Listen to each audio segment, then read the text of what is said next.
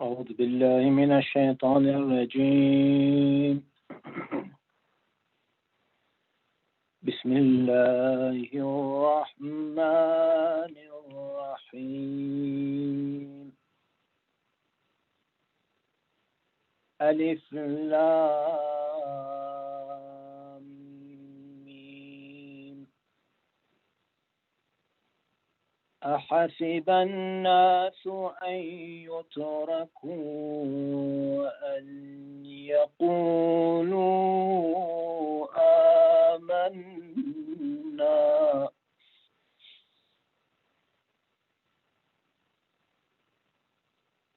أحسب الناس أن يتركوا أن يقولوا آمنا وهم لا يفتنون. ولقد فتنا الذين من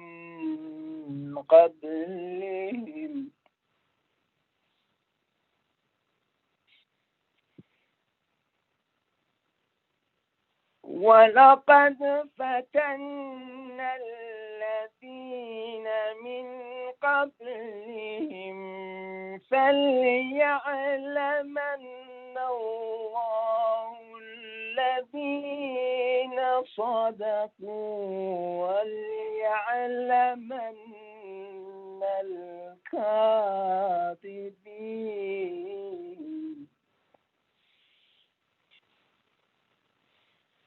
أم حسب الذين يعملون السيئات أن يسبقونا ساء ما يحكمون.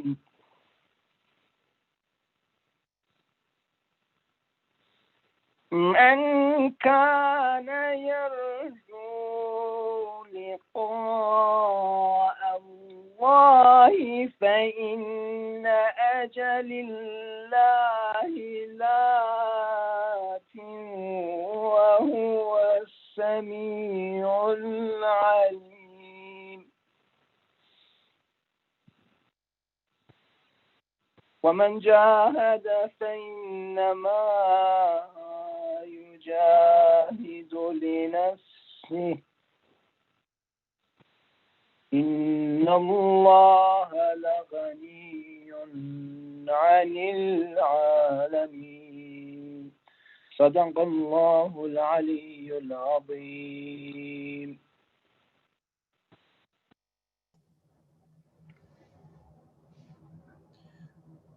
Inshallah, before we begin, for all the marhum mu'minin and mu'minat, muslimin and muslimat, the deceased believing men and believing women who are no longer with us, let us recite one Surat Al-Fatihah. Bismillah ar-Rahman.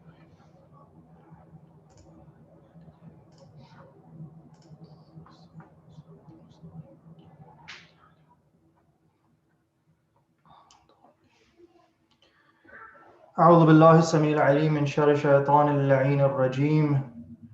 بسم الله الرحمن الرحيم. سبحان الله والحمد لله رب العالمين الرحمن الرحيم مالك يوم الدين. والصلاة والسلام والتحية والإكرام على أشرف الأنبياء والمرسلين حبيب إله العالمين أبي القاسم محمد اللهم صل على محمد وآل محمد وعلى آله وعترته وأهل بيته الطيبين الطاهرين المعصومين المظلومين ولعنة الله على أعدائهم ومنكري فضائلهم وغاصبي حقوقهم من الآن إلى قيام يوم الدين. الحمد لله الذي جعلنا من المتمسكين بولاية أمير المؤمنين وأبنائه المعصومين. أما بعد, dear respected brothers and sisters, Assalamu alaikum wa rahmatullahi wa barakatuh. We are still in the Ayyam Fatimiyya, and tonight is the eve or the shab of the first of Jamad al-Thani or Jamad al-Ukhra. And so, keeping with the theme of Fatimiyya, I was hoping we can take this opportunity to talk about one of the du'as and lessons in spirituality that has come to us from Lady Fatima Salamullah alayha. We often hear of Lady Fatima, or we read of Lady Fatima alayha salam in the context of her courage in defending Amir al-Mu'mineen, in the context of her role as a mother and a wife and as a daughter. We hear of her in the context of her mazlumiyat, her oppression that was done onto her. And we often hear about her in the context of her relationship with her followers and how she will be our shafi'ah, our intercessor on the day of judgment. So with all that said, there's one aspect of her life which perhaps doesn't get as much attention, and that is the spirituality of Lady Fatima Salamullah alayha, or her direct relationship that she had with Allah subhanahu wa ta'ala. We're all familiar, and we've talked about this before, that one of her titles was Muhaddatha. These are among the 9 titles that Imam Sadiq alayhi salam has described in his famous hadith. One of them is Muhaddatha, and that's different from the term Muhadditha. Muhadditha is the one who, or a Muhaddith, in the case of a male, is someone who speaks, and is generally used in the context of someone who narrates traditions. So they have heard narrations, or they have heard traditions, or they have heard hadiths from the Prophet, and therefore when they give it to others, they're known as a Muhaddith. So Muhaddis al-Qummi, for example, or Muhaddis al-Nuri, for example, these are famous muhaddisin in our school of thought. But then there's another term, which is the title of Lady Fatima, which is muhaddath, or in her case, muhaddatha, which is the female conjugation of that noun. And it does not mean the one who speaks, but rather the one who is spoken to. And in the context of Lady Fatima Salamullah alayha, the reason she is given this title of Muhaddatha, we see the narration from our 6th Imam alayhi salatu wassalam, Allahumma salli ala Muhammadin wa ali Muhammad, where he says that the reason she was called Muhaddatha is because she, after the demise of the Prophet, the angels would come and speak to her, or the angels would call out to her, just like they called out and they spoke to Lady Maryam Salamullah alayha. And so when it comes to this spirituality of Lady Fatima Salamullah alayha, it's not just 1 or 2 examples, but there's a whole collection of du'as and spiritual works that have come to us from this lady. We generally think about the du'as of Imam Sajjad alayhi salam, and we have heard of Sahifatu Sajjadiyah, which is the collection of the du'as of Imam Sajjad alayhi salam. But it's important to recognize that we have similar suhuf, we have similar collections of du'as from other infallibles as well. So we have, for example, what's called Sahifatul Alawiyah, which is the collection of du'as and supplications that were taught by Imam Ali alayhi salam, or Imam Ali alayhi salam himself recited or performed at various times in his life, and then afterward some scholar went through all the narrations that contain the du'as of Imam Ali and put them together in one book. Or for example, we have Sahifatul Radawiyah, which is all the du'as that come to us from our 8th Imam, from Imam Rida alayhi salam. And similarly, we have something called Sahifatul Zahra Salamullah alayha, which is the collection of du'as that come to us from Lady Fatima Zahra Salamullah alayha. So just to, I've put the link here on the screen, and just to show you, what it looks like. It's available on du'as.org online, and you can see the variety of the du'as that she has taught us, right? The du'a, for example, when it comes to fulfillment of your needs, the du'a for settling your loans, the du'a taqibat after Fajr prayer, Dhuhr prayer, Maghrib prayer, Isha prayer, different times of the day, the different du'as for different days of the week, the du'a for her husband, the du'a for when you go to bed, the du'a for the time of sleep, the du'a for waking up, the du'a for when you see the moon of the month of Ramadan. So we see how interesting and how diverse this collection of du'as is that has come to us from Lady Fatima Salamullah alayha. And the majority of these du'as are not very lengthy. For example, if you look at some of these, they're only a few passages. And then there are others, of course, that are obviously longer. But it's an unappreciated and unrecognized treasure that we have available in English now, of all the different du'as that Lady Fatima Salamullah Alaiha has taught us. So, inshallah, what I'm hoping to do tonight is to just briefly look at one of these many, many du'as that have come to us from Lady Fatima Salamullah Alaiha. And this particular du'a, this is known as Du'a'uha fi Jawami'il Matalib Dunya wal Akhirah. This is a comprehensive du'a that Lady Fatima Salamullah Alaiha has taught and has recited for all the affairs of this world and the next. So it's not specific to, like debt forgiveness, or it's not for specific to like a musibah, or it's not specific to praying for your husband or your children, but rather it's a comprehensive du'a that sort of covers all the different circumstances for a person's life in this life and the next life. And this dua has been narrated by Sayyid ibn Tawus, rahmatullahi alayh, among other scholars as well. So this is the text of the dua. As you can see, it's not very long. If we memorize it, it's, takes less than a minute to recite, so it can be even recited in the qunut of our prayers. But she says, Bismillah ar-Rahman ar-Rahim, Allahumma qanni'ni bima razaqtani wasturni wa'afini abadan ma abqaytani واغفر لي وارحمني إذا توفيتني اللهم لا تعيني في طلب ما لم تقدر لي وما قدرته علي فاجعله ميسرا سهلا اللهم كاف عني والدي وكل من له نعمة علي خير مكافأة اللهم فرغني لما خلقتني له ولا تشغلني بما تكفلت لي به ولا تؤذبني وأنا أستغفرك ولا تحرمني وأنا أسألك اللهم ذلل نفسي وأعظم شأنك في نفسي وألهمني طاعتك والعمل بما يرضيك والتجنب لما يسخطك يا أرحم الراحمين. So the translation of this dua: in the name of God, the Beneficent, the Merciful. O Allah, send your blessings upon the Prophet and his family. O Allah, make me content with that which you have blessed me with. Conceal my faults and give me wellness as long as I live, and forgive me and have mercy on me when I die. O Allah, do not let me be involved in that which you have not decreed for me, and what you have decreed for me, make it easily available. O Allah, reward my parents and all those who have favored me with the best of rewards. O Allah, free me for that which you have created me for, and do not make me occupied in that which you have undertaken for me. Do not punish me while I seek your forgiveness, and do not deprive me while I ask from you. O Allah, belittle myself in my eyes, and magnify your status in my eyes. Inspire me toward your obedience and actions that please you, and avoidance of that which angers you, O most merciful.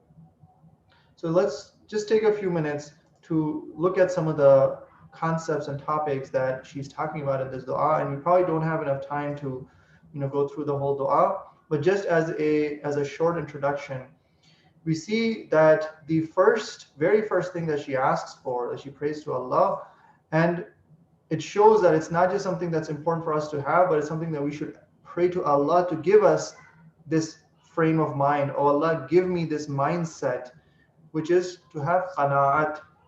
Allahumma qanni'ni bima razaqtani. Oh Allah, please make me content with that which you have blessed me with. The very first thing that she talks about, and it's a very powerful and very interesting statement, that the first thing that she's asking about is, oh Allah, give me contentment, right? And this is something that is, especially relevant in the contemporary era. We see that we're always, the culture that we live in, this lifestyle that we have, it's always forcing us to chase after a bigger house or a nicer car or higher income. And while all of those things are not problematic in and of themselves, but the method that we utilize and the amount of mental energy that we devote to it, often at the expense of our religious obligations, that's where it becomes problematic. The narration that's very powerful from Amir al-Mu'mineen on this topic is La kanza aghna min al-qana'a. He says you can seek any treasure that you want. Go after this treasure, go after another treasure, go after a 7-figure salary, then go after an 8-figure salary, then you go after being a billionaire. Do all of these things.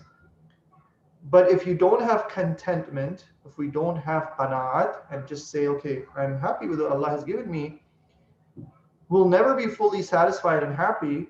But if I have contentment, if I have that frame of mind where I'm content with what Allah has given me, then Imam Ali is saying there's no treasure greater than that. Because you could have another person who could be making millions and millions.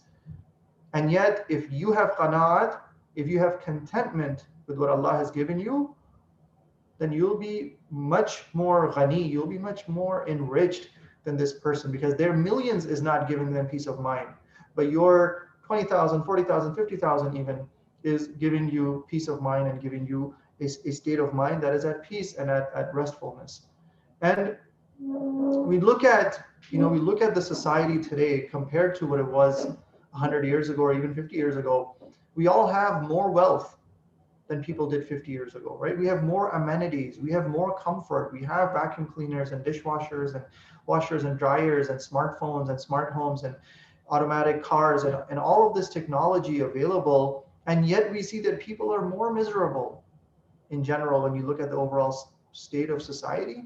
There's many causes. Of course, it's a very complex issue. Mental health is not something to be simplified and trivialized. But one of the causes that contributes to this overall lack of happiness, this overall malaise and dissatisfaction with life in general, despite having much more, despite having much greater, better lifestyle than others before us. One of the main contributors, one of the primary contributors, or one of the more significant contributors toward this is this lack of contentment. Is even when we have all of this, we're still not content. We still want the next iPhone, we want the next model car, we want the next bigger house, and so on and so forth. Whereas when we look at the life of Lady Fatima Salamullah alayha, for example, when you look at the amount of her mahr and how in today's amount it would come out to maybe less than $2,000-3,000, right? Or the number of her possessions that she had, right? There was one bed that she had, this leather, bed that had some filling in it, and the narration says that bed that they had, it wasn't really a bed; it was more like a mattress or like a tushak or a stuffed, basically a large sleeping bag, if you think of it that way. At nighttime they would sleep on that bed, and in the morning they would use that same bed to put food for the animals to eat off of, to feed their the goats and the chickens that they had in their home. So when you look at how simple and how contented of a life that this Bibi lived, it's truly inspirational for us, and it's certainly something that can be very important and beneficial for us on how we treat life in general. Again, there's nothing haram about chasing after higher salary, chasing after a bigger car, chasing after a bigger house, as long as it's done within the confines of what's permissible. But the challenge is when that overtakes our mind and that becomes the biggest goal of our lives. That's where we have to be very mindful and very careful, and having qana'at, having contentment with what Allah subhanahu wa ta'ala has given us, and denying ourselves sometimes even the halal luxuries, that can make a huge difference in our relationship with Allah subhanahu wa ta'ala. So again, of course, there's much more to be said on this topic, but continuing on the dua, the next thing that she now prays to Allah subhanahu wa ta'ala for is wasturni. Oh Allah, conceal me. In other words, conceal my defects and my sins. This is again a very important concept that we unfortunately again live in a culture where this idea is incorrectly seen by people as hypocrisy. So a person who does something and then they're open about it is seen as a better person than the other guy who commits an evil act and conceals it and is ashamed about talking about it in public.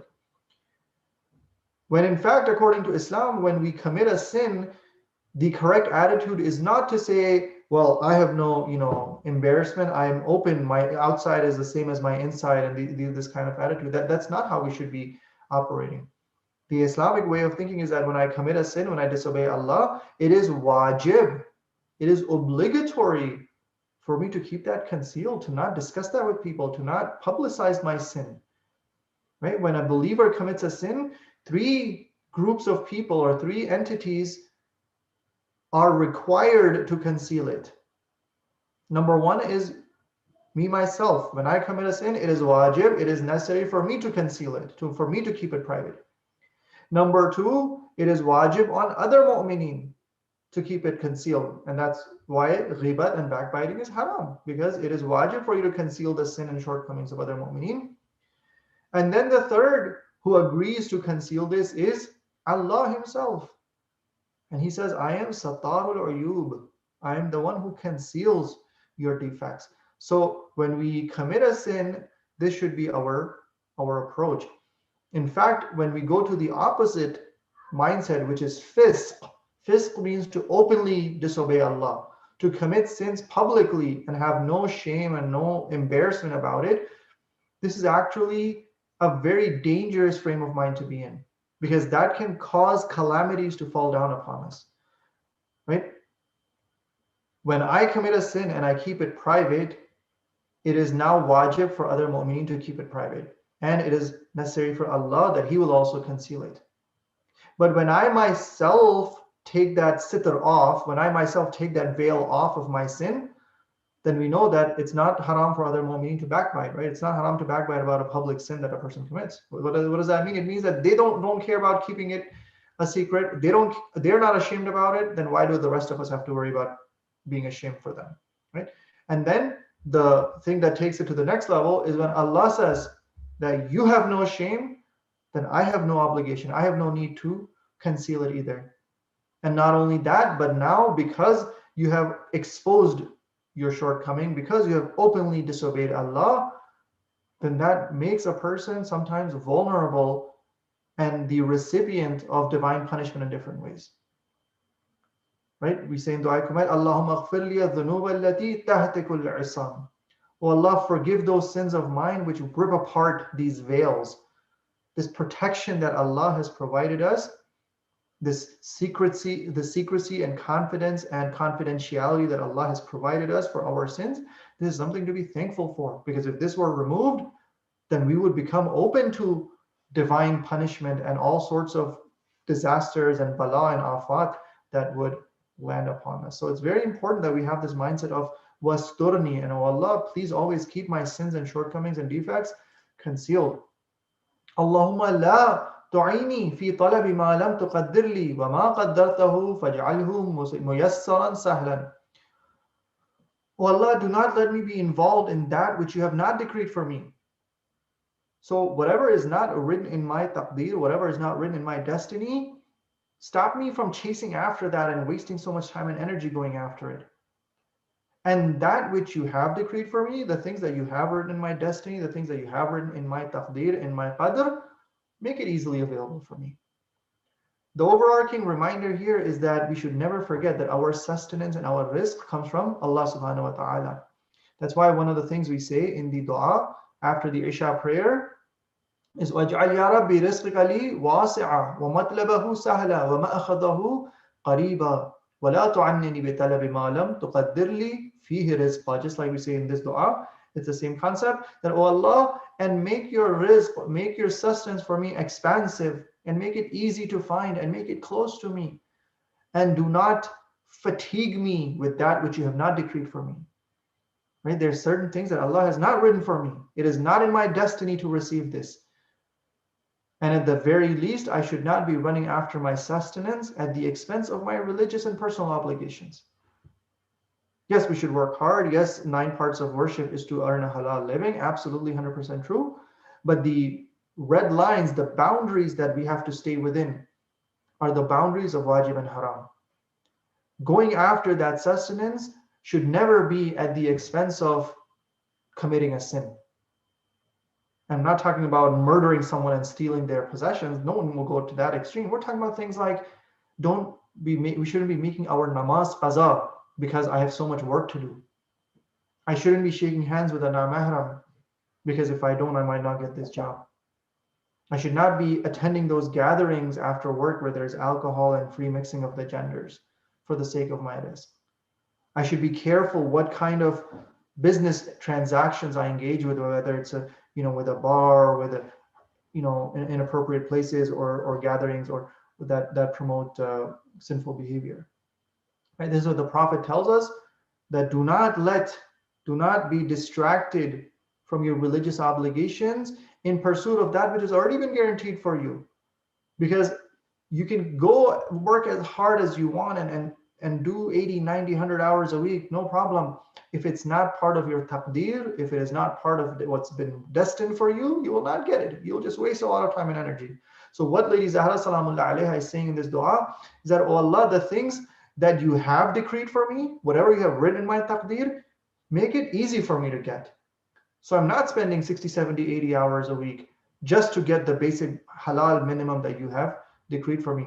And the things that you have decreed for me to not get, the things that you have written out of my rizq, give me a state of mind, give me a frame of mind that I don't pursue those things. Why? In other words, so I can use my time, utilize my time and my energy in the most effective manner, inshallah. Then she says, Allahumma kafi anni walidayya wa kulli man lahu ni'matan alayya khayra mukafat. It's very important. First, we were talking about individual actions and your rizq and your goodness and all of that, but then immediately she connects it to the fact that if I have gotten to this position in my life, it's thanks to all these people around me. And therefore, it's important to recognize them. Oh Allah, reward my parents and all of those who have favored me, all of those who have done some sort of goodness toward me to enable me to get to this position in my life, whether it's financially in this position, whether it's religiously in this position, whether it in any aspect of my life, if I have now become successful, there are other people who have contributed to this. So I have to recognize their contribution. And of course, the first of those are our parents. And that's where she says, oh Allah, reward my parents and all of those who have contributed to help me get to where I am in my life, and give them the best of rewards. Especially, of course, with our parents. Allah subhanahu wa ta'ala says in Surat Al-Luqman, as we all know, وَاشْكُرْ لِي وَلِوَالِدَيْكَ. This is very powerful. Allah is saying, be thankful to me and to your parents. He's not saying be thankful to me and be thankful to your parents. No, he's using the same washkur, the same verb, to talk about himself and to your parents. Right? We see in Risalat al-Huquq that when Imam Sajjad alayhi salam is describing the rights of the mother and the rights of the father, one of the things that he says is, you are not even able to thank your mother. You don't even have the ability to say thank you to your mother without the help and the tawfiq from Allah subhanahu wa ta'ala. If Allah doesn't give me the tawfiq, I can't even try to thank my mother, let alone even imagine repaying her for what she has done for me. And in regard to your father, the Imam says, whatever goodness you see in yourself, whatever you see in yourself that you like, whether it's your appearance, whether it's your intelligence, whether it's your spirituality, whether it's your financial success, whatever it is that you like about yourself, فَاعْلَمْ أَنَّ أَبَاكَ أَصْلُ النِّعْمَ عَلَيْكَ فِيهِ. Then you should know that the reason Allah blessed you with that positive thing that you admire about yourself is thanks to your father. Your father was the asl, your father was the root, as a result of which Allah gave this blessing to you, whether it's your appearance, whether it's your intelligence, whether it's your spirituality, whether it's your financial success, whether it's any blessing in life. Right? And we see this with Lady Fatima Salamullah Alayha, the relationship that she had with her parents and the relationship that her own children had with her, as well, as far as recognizing each other's rights. I'm trying to go through this very, very quickly. Last point that I will mention is she says, Allahumma farrighni lima khalaqtani lah wa la tajghalni bima takaffalta li bih. Oh Allah, free me, make me free to perform the things that you have created me for, and don't make me occupied for that which you have secured for me. In other words, going back to what we talked about a few minutes ago, the purpose of creation, the reason why Allah has created us, is to serve Him. The purpose of this life وَمَا خَلَقْتُ الْجِنَّ وَالْإِنسَ إِلَّا لِيَعْبُدُونَ. Allah says in the Quran, I did not create men and jinn for any other reason except for one, which is that they should serve me, they should be my servants. So Allah will free us to serve Him, but first we have to make the time. And we talked about this already, that we shouldn't let that guaranteed sustenance distract us from serving Allah subhanahu wa ta'ala. We shouldn't be so occupied with our worldly pursuits that we have no ability to serve Allah subhanahu wa ta'ala. Right? We see in the example of Lady Fatima salamullah alayha that on one hand she's fulfilling her obligations toward Allah. She is fulfilling doing her ibadat and namaz and prayer and all of these things, while at the same time there's no shortcoming in fulfilling her obligations toward her children. There's no shortcoming in fulfilling her obligation toward her husband. There's no shortcoming in fulfilling her social obligations in the form of the classes that she would have and teach people, answer their religious questions. She would never let one obligation overshadow another obligation. There's even a narration that says that on the day of her shahada, when she left this dunya, after she had been injured for so long, the narration says that morning, Lady Fatima salamullah alayha was seen washing her children's clothes. And the narrator says that, she says, I asked her, oh Bibi, why are you so busy? Why are you doing this right now? You're injured. And she says that I'm afraid that when I die, people will become so busy with doing mourning for me. They'll be so busy crying for me that they will forget about my Hassan and Hussein and Zainab and Kulthum. So even in her last moments, she was concerned about her well-being of her children, not just their religious and spiritual well-being, but overall what she had taken on as her domestic responsibilities and obligations toward her family and her children. And of course, this example is not just for the sisters. This dua and these teachings that Lady Fatima salamullah alayha is giving us are for all of us, for the mu'mineen and the mu'minat, all of us inshallah. With that said, again, there's much more to be talked about in regard to this dua, but in the interest of time, inshallah, we will stop there and just take a few minutes to remember the tragedy of this lady. Bismillah ar-Rahman ar-Rahim. Sallallahu alayki ya Fatimatu Zahra, ya bint al-Rasul, ya Sayyidatana wa ya Mawlatana, inna tawajjahna wa istashfa'na wa tawassalna biki ila Allah. وقدمناك بين يدي حاجاتنا يا وجيهة عند الله اشفعي لنا عند الله. We are in the Ayyam Fatimiyya Salamullah alayha, the days leading up to the shahadat and the martyrdom of Lady Fatima Zahra alayha salam. In those 2 or 3 months after the death of the Prophet, this Bibi was in constant pain and constant suffering for what had happened to her. In one of these last nights of her life, in one of these last days, the narration says that Lady Fatima calls her daughter Zainab salamullah alayha close to her. She kisses her on her neck and she kisses her on her chest and she says something to her. Lady Zainab does not tell anyone what that conversation was about. She goes through most of her life carrying that secret conversation in her heart. Eventually, on the day of Ashura, as her brother comes to bid his final farewell, it is revealed. She hugs her brother for the final time because she knows that he won't be coming back this time from the battlefield. And then she kisses him on the neck, and then she kisses him on his chest, just like her mother had kissed her on her neck and kissed her on her chest. And she looks toward Medina and she says, Ya Ummah, qad istarja'tu al-amana. Oh my mother, I have passed on your trust. I have fulfilled my amanat to you. Imam Hussein says to her, my sister, what amanat are you speaking of? She says, when our mother was on her deathbed, she held me close to her. She kissed me on her neck and she kissed me on my chest. And she said to me, Bunayya Zainab, hadhihi wadi'atun li 'indaki. Oh my daughter Zainab, this is my trust that I am leaving with you. فَإِذَا رَأَيْتِ أَخَاكِ الْحُسَيْنِ وَحِيدًا فَرِيدًا شَمِّهِ فِي نَحْرِهِ وَقَبِّلِهِ فِي صَدْرِهِ.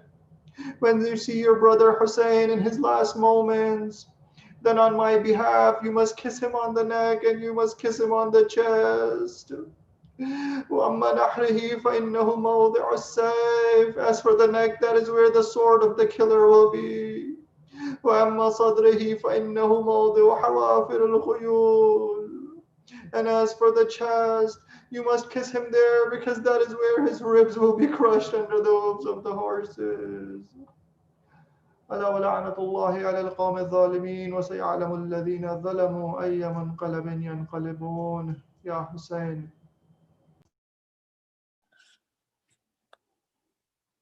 या हुसैन, तेरी उम्मत ने मेरे दर को जलाया बाबा है, तेरी उम्मत ने मेरे दर को जलाया बाबा है, तेरी उम्मत ने मेरे दर को जलाया बाबा, फिर वो जलता हुआ दर, फिर वो जलता हुआ दर मुझ पे गिराया बाबा, तेरी उम्मत ने मेरे दर को जलाया बाबा, राकती शोलते सह में हुए बचे या धुआं,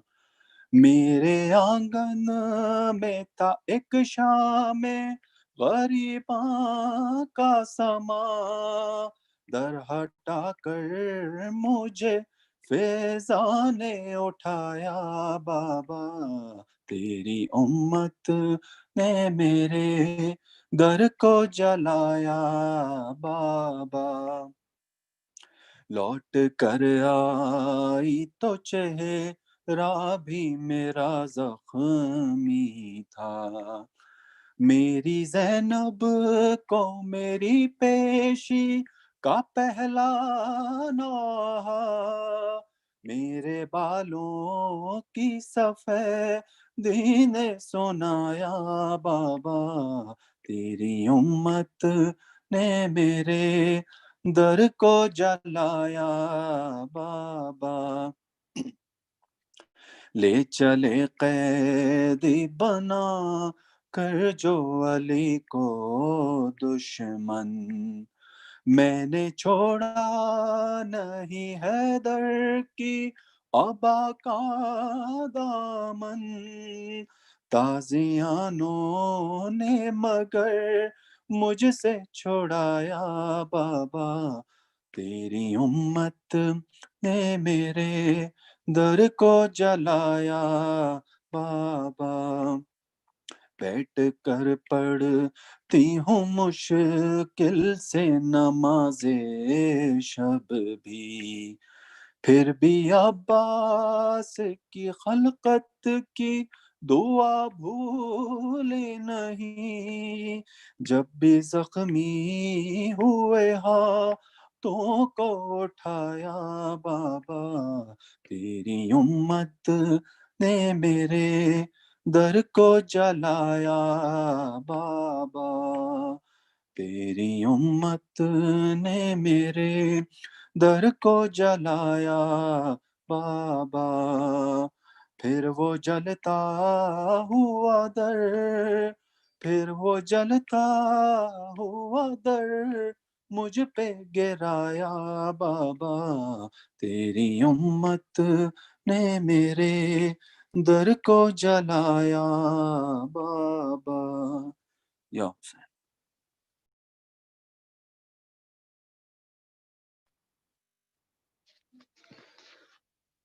Bismillahirrahmanirrahim.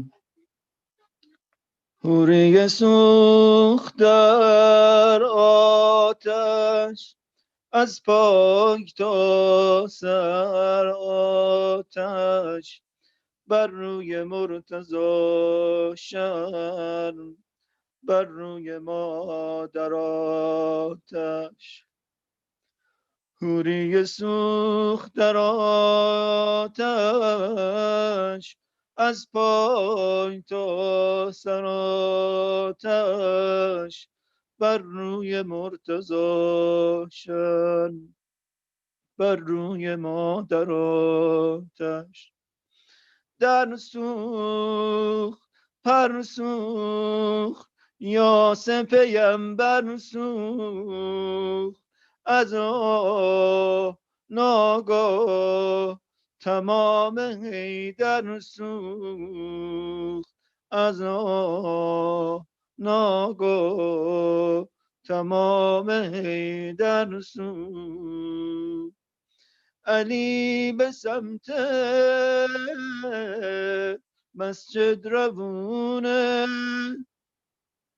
آتیش گرفته تموم خونه، مادر گرفته دامان مولا، پیچیده دستش به تازیونه. انسیه شد وحیده، رشیده شد خمیده، نوری که پای ظلمت به چادرش رسیده. کوثر با سر افتاده پشت در، مادر پر پر برابر حیدر، مادر پر پر برابر حیدر. خونه امید پر از شراره، چهره خورشید پر از ستاره. این قصه دیگه تموم نمیشه، این زخم دیگه دوا نداره. گلا نفس بریدن، چشما به خون تپیدن، خورشید آسمونو روی زمین کشیدن. باله باله زخمی و بیحاله، از این کوچه راهی گوداله، از این کوچه راهی گوداله. کنار گودال میزنه پرپر، وقتی که قاتل میکشه خنجر. ای رود تشنه ای عشق بی سر، ای بی کفن ای غریب مادر. حسین مادر غریب مادر، حسین مادر غریب مادر. آی آی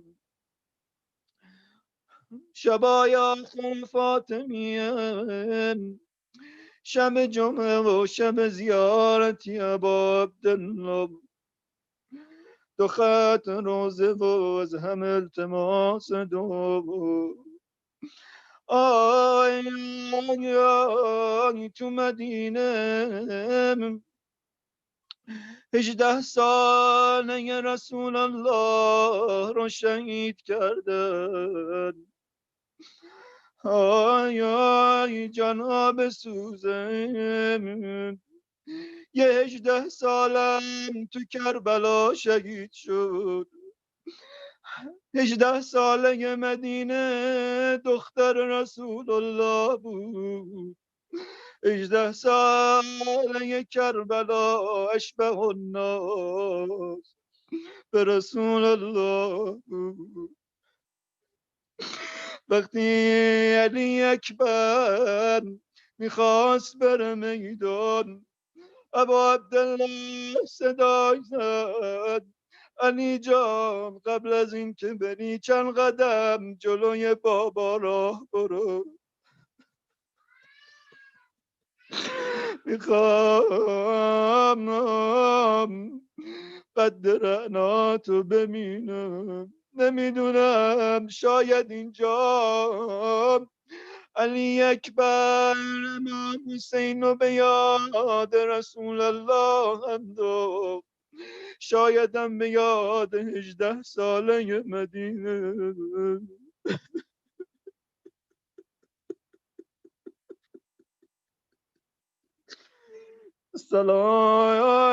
السلام عليك يا عبد الله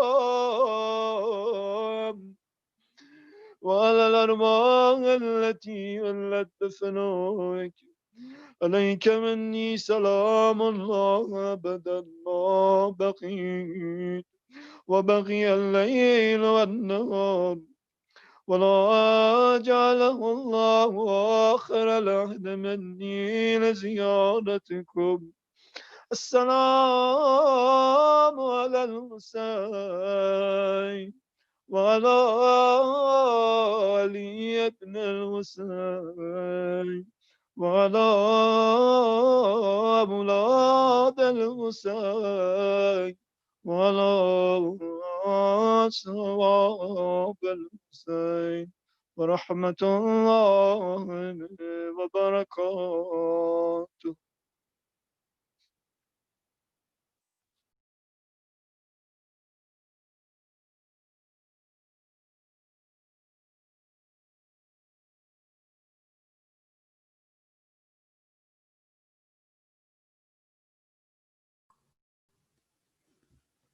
اللهم صل على محمد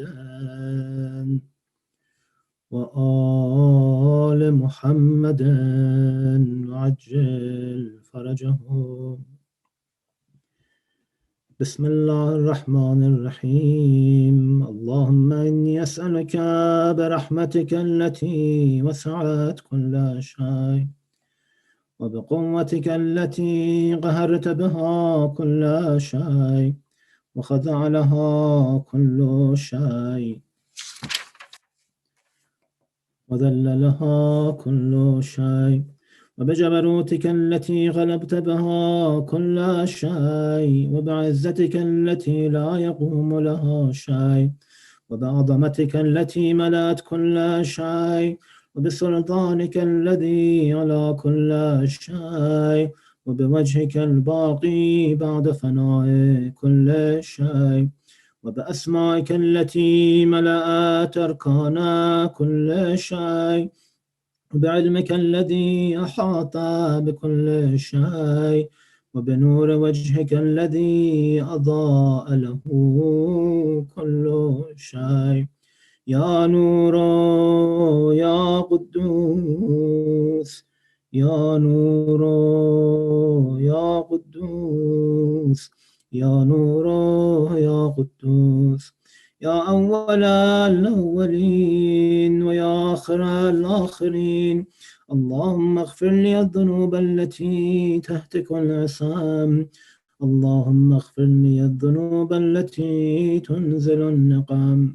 اللهم اغفر لي الذنوب التي تغير النعم. اللهم اغفر لي الذنوب التي تحبس الدعاء.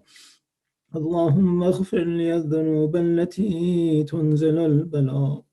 اللهم اغفر لي كل ذنب أذنبته وكل خطيئة أخطأتها. اللهم إني أتقرب إليك بذكرك واستشفع بك إلى نفسك وأسألك بجودك أن تدنيني من قربك وأن توزعني شكرك، وأن تلهمني ذكرك. اللهم إني أسألك سؤال خاضع متذلل خاشع، أن تسامحني وترحمني وتجعلني باسمك راضيا قانا، وفي جميع الأحوال متواضعا. اللهم وأسألك سؤال من اشتدت فاقته وأنزل بك عند الشدائد حاجتها، وعظم فيما عندك رغبته. اللهم عظم سلطانك وعلى مكانك وخفي مكرك وظهر أمرك وغلب قهرك وجرت قدرتك ولا يمكن الفرار من حكومتك. اللهم لا أجد لذنوبي غافرا ولا لقباحي ساترا ولا لشيء من عملي القبيح بالحسن مبدلا غيرك. لا إله إلا أنت سبحانك وبحمدك. ظلمت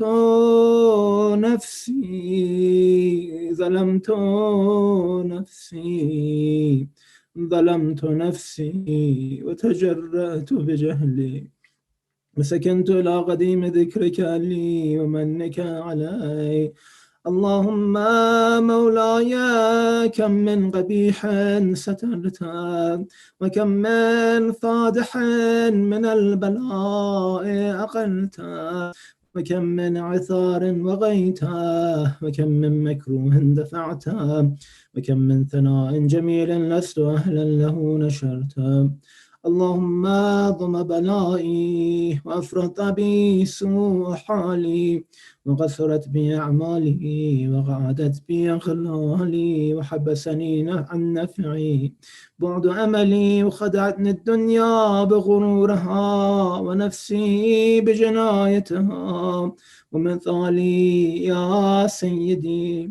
فاسألك بعزتك لا يحجب عنك دعائي سوء عملي وفعالي ولا تفضحني بخفي ما اطلعت عليه من سري ولا تعاجلني بنقوبة على ما عملته في خلواتي من سوء فعلي وإساءتي ودوام تفريطي وجهالتي وكثرة شهواتي وغفلتي. وكن اللهم بعزتك لي في كل الأحوال رؤوفا وعلي في جميع الأمور عطوفا. إلهي وربي من لي خيرك أسأله كشف ضري والنظر في أمري. إلهي ومولاي أجريت علي حكما اتبعت فيه هوى نفسي ولم أحترس فيه من تزيين عدوي فغرني بما أهوى وأسعده على ذلك القضاء فتجاوزت بما جرى علي من ذلك بعض حدودك وخالفت بعض أوامرك فلك الحمد علي في جميع ذلك ولا حجة لي فيما جرى علي فيه قضاءك. والزمني حكمك وبلاؤك وقد أتيتك يا إلهي بعد تقصيري وإسرافي على نفسي معتذرا نادما منكسرا مستقيلا مستغفرا منيبا مقرا مذعنا معترفا لا أجد مفرا مما كان مني ولا مفزعا أتوجه إليه في أمري غير قبولك عذري وادخالك إياي في سعة رحمتك. اللهم فاقبل عذري وارحم شدة ضري وفكني من شد وثاقي. يا رب ارحم ضعف بدني يا رب ارحم ضعف بدني يا رب ارحم ضعف بدني ورقة جلدي ودقة عظمي، يا من بدأ خلقي وذكري وتربيتي وبري وتغذيتي. هبني لابتداء كرمك وسالف برك بي، يا إلهي وسيدي وربي. أتراك معذبي بنارك بعد توحيدك، وبعد ما انطوى عليه قلبي من معرفتك، ولهج به لساني من ذكرك، واعتقده ضميري من حبك، وبعد صدق اعترافي ودعائي خاضعا لربوبيتك. هيهات أنت أكرم من أن تضيع من ربيت، أو تبعد من أدنيت، أو تشرد من هويت، أو تسلم إلى البلاء من كفيته ورحمته. وليت شعري يا سيدي وإلهي ومولاي، أتسلط النار على وجوه خرت لعظمتك ساجدها، وعلى ألسن نطقت بتوحيدك صادقة وبشكرك مادحة، وعلى قلوب اعترفت بإلهيتك محققة، وعلى ضمائر حوت من العلم بك حتى صارت خاشعة، وعلى جوارح سعت إلى أوطان تعبدك الطائعة، وشارت باستغفارك مذعنة. ما هكذا الظن بك، ولا أخبرنا بفضلك عنك. يا كريم يا رب، يا كريم يا رب، يا كريم يا رب.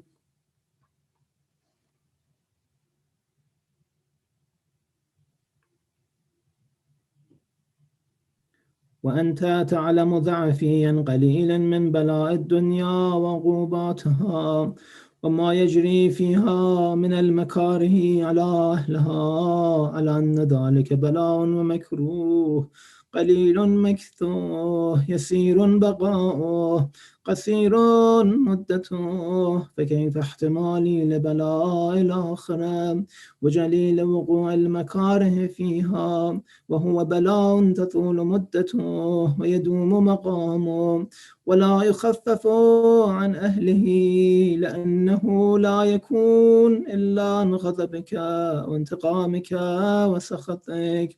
وهذا ما لا تقوم له السماوات والأرض يا سيدي، فكيف لي وأنا عبدك الضعيف الذليل الحقير المسكين المستكين.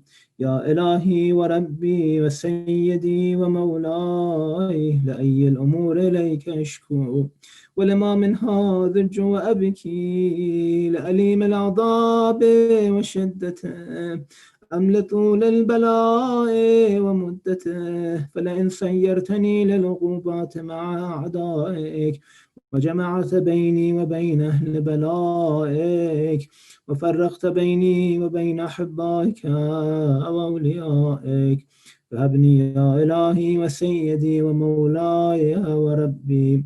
صبرت على عذابك، فكيف أصبر على فراقك؟ وهبني صبرت على حر نارك، فكيف أصبر عن النظر إلى كرامتك؟ أم كيف أسكن في النار ورجائي عفوك؟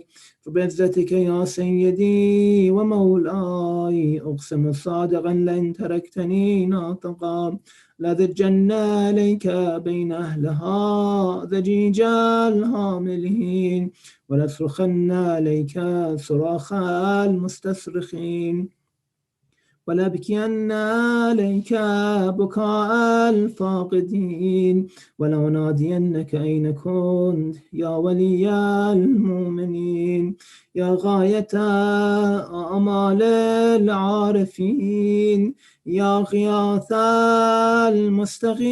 المستغيثين، يا غياث المستغيثين، يا غياث المستغيثين.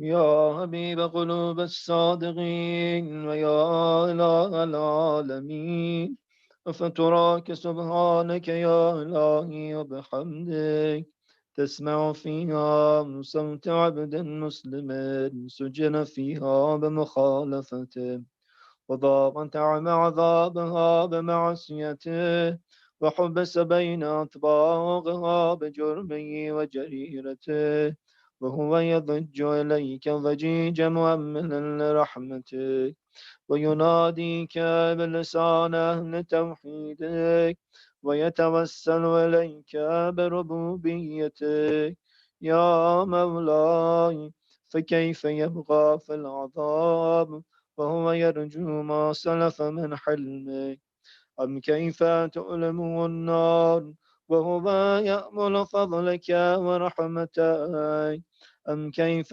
يحرقه لهيبها وأنت تسمع صوته وترى مكانه أم كيف يشتمل عليه زفيرها وأنت تعلم ضعفه أم كيف يتغلغل بين أطباقها وأنت تعلم صدقه أم كيف تزجره زبانيتها وهو يناديك يا رب أم كيف يرجو فضلك في أتغه منها فتتركه فيها هيهات ما ذلك الظن بك ولا المعروف من فضلك ولا مشبه لما عملت به الموحدين من برك وإحسانك فباليقين أغتع لولا ما حكمت به من تعذيب جاحدي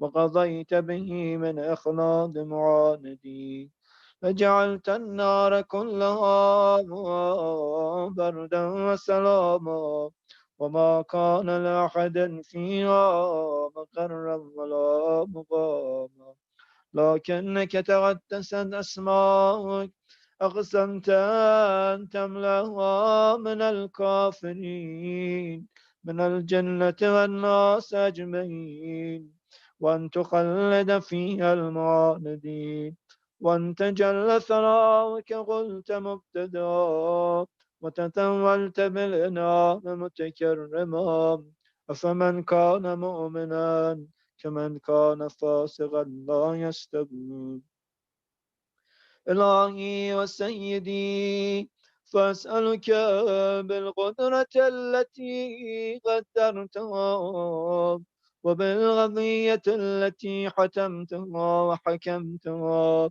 وغلبت من عليه أجريتها أن تهب لي في هذه الليلة وفي هذه الساعة كل جرم أجرمت وكل ذنب أذنبت وكل قبيح أسررت وكل جهل عملته كتمته وأعلنته أخفيته وأظهرته وكل سيئة أمرت بإثبات الكرام الكاتبين الذين وكلتهم بحفظ ما يكون مني وجعلتهم شهودا علي مع جوارحي وكنت أنت الرقيب علي من ورائهم والشاهد لما خفي عنهم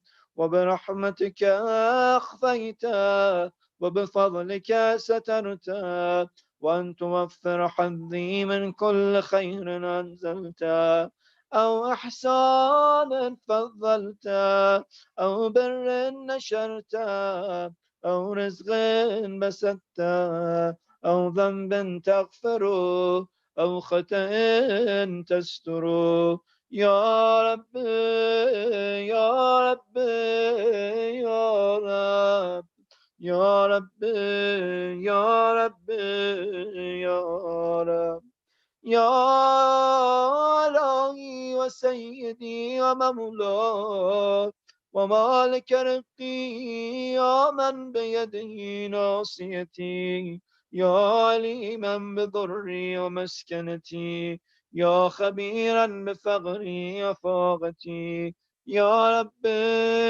يا رب يا رب يا رب يا رب يا رب. أسألك بحقك وقدسك وأعظم صفاتك وأسمائك أن تجعل أوقاتي من الليل والنهار بذكرك معمورا وبخدمتك موصولا وأعمالي عندك مقبولا حتى تكون أعمالي وأورادي كلها وردا واحدا وحالي في خدمتك سرمدا.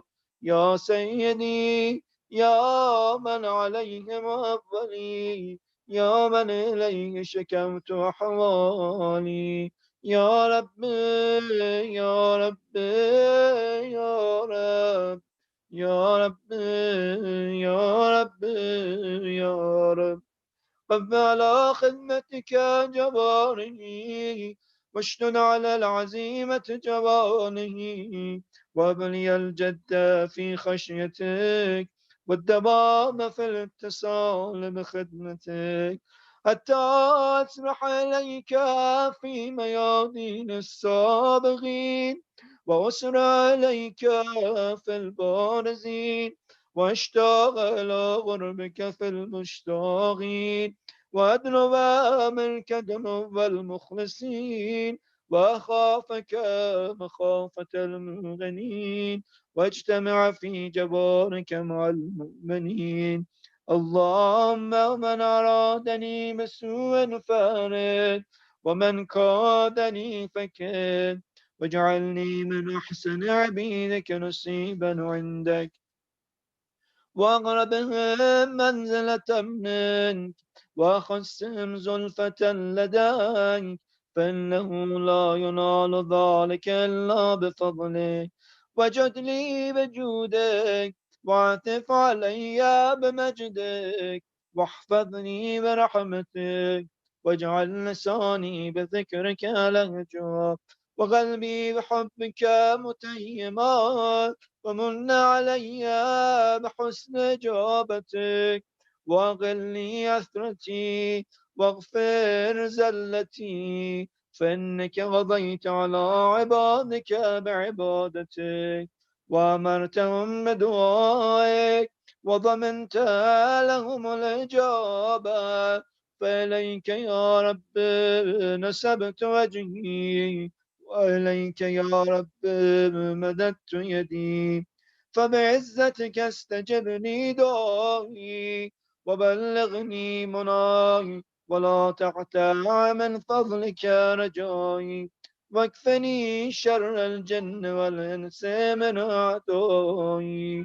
يا سريع الرضا يا سريع الرضا يا سريع الرضا اغفر لمن لا يملك إلا الدعاء فإنك فعال لما تشاء. يا من اسمه دواء وذكره شفاء وطاعته غنى ارحم من رأس مال الرجاء وسلام البكاء يا سابق النعم يا دافع النغم يا نور المستوحشين في الظلام يا عالم لا يعلم صل على محمد وآل محمد وافعل بما أنت أهل وصلى الله على رسوله والأئمة الميامين من آله وسلم تسليما كثيرا. اللهم صل على محمد وآل محمد.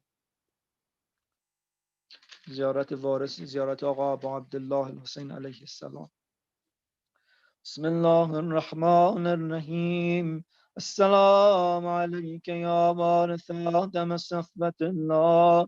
السلام عليك يا وارث نوح النبي الله.